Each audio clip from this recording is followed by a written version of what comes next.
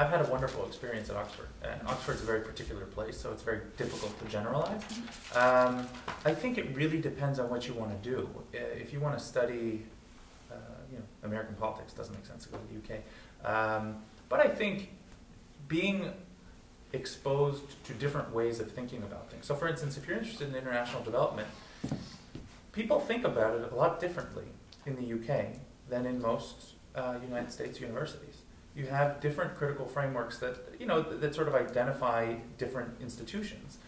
I wanted to do development studies.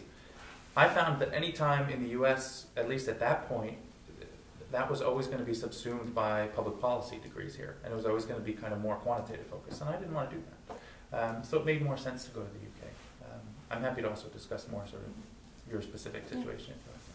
Any other, you want to comment on that issue? Well, what I found when I got to graduate school was something I had to do because of the choices I'd made. And I didn't like the economics I was going to have to do when I got there.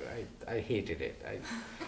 But I decided it was a rite of passage. And also by the time I got through, I discovered that in the US, which is interesting, it's training. In Britain, the approach was, I went there in undergrad school, but was exposed to quite a few graduate students. It was more like you are becoming a scholar. Whereas here, you were being trained and made capable to do independent work. And I like that, actually. I preferred that. I'm glad I went through that grind, that training, which a lot of my people who I know who went and got a degree at the UK, in the UK, didn't get that in the same way.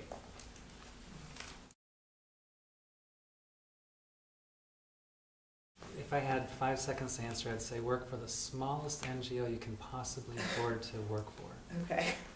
The smaller the NGO, the more likely there's going to be a very clear commitment, and it should be more free of bureaucratic culture. I think the hardest thing about the large nonprofit organizations is that there are certain unavoidable parts of bureaucratic culture that can be pretty discouraging.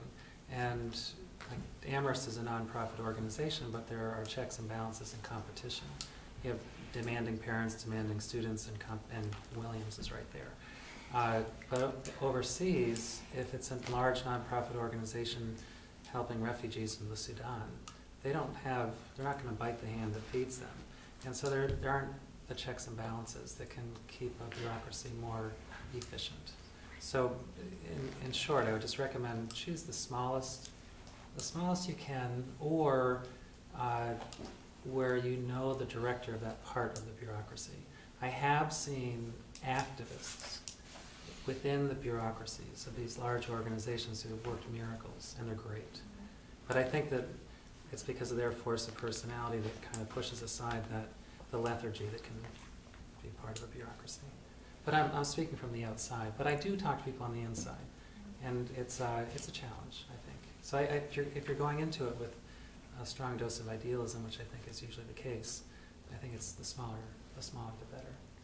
I'd like to build on that. I don't know if that answers that. Does that answer? Yeah, definitely. Okay. I'd like to build on that with not quite a counterpoint, but another orientation to it, which is there may be some value.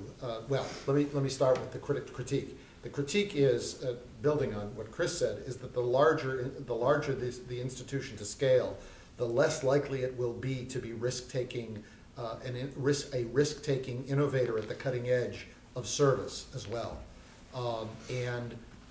So I have found in my work with international NGOs, and it just happened to me, where for some reason a cutting-edge effort that I was trying to initiate in Thailand wasn't going anywhere, and someone pointed out to me, you're dealing with the wrong people, because I had hooked up with the biggest, largest NGO in the area supporting travel and tourism.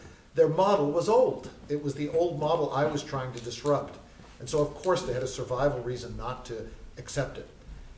On the other hand, I do want to say that a young person might find value working for a large NGO as a way to know what that looks like inside, so that when you go outside to the more risk-taking, innovative, cutting-edge NGO, that you actually know how to play the game well because you've been there.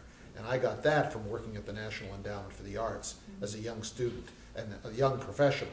And then later on, when I was on the outside, trying to work the system, I knew what was going on inside and how screwed up it was. Okay. I don't know if that Well, jives yeah, with your yeah.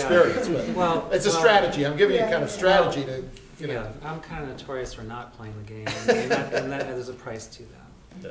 Okay, good.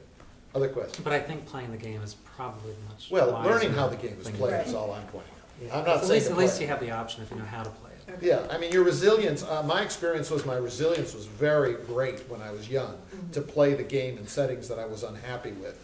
But at some point realized that I was unhappy or that it wasn't where I wanted a position. So there may be just some strategic value in being there and taking advantage of it. I'm not saying it's the only way to go or the better way to go. It's just another way to go. I would recommend his way. But I just can't do it. Right. personally. I just have to say. Yeah, what I no, think that's a is good true. point. Some people just, yeah, it's just, you're absolutely right. I'm a top-down guy. You know, I like to work the bottom, the grassroots by working through institutional structures. Ooh, I hate And that. because it's a tougher way, it's tougher, I'm gonna say, it's tougher, because you have to, you're working as you a think change yours agent. is tougher? Yeah, absolutely, Oh, no. because you're working through it, because they don't wanna He do has it. He took a funding. bus.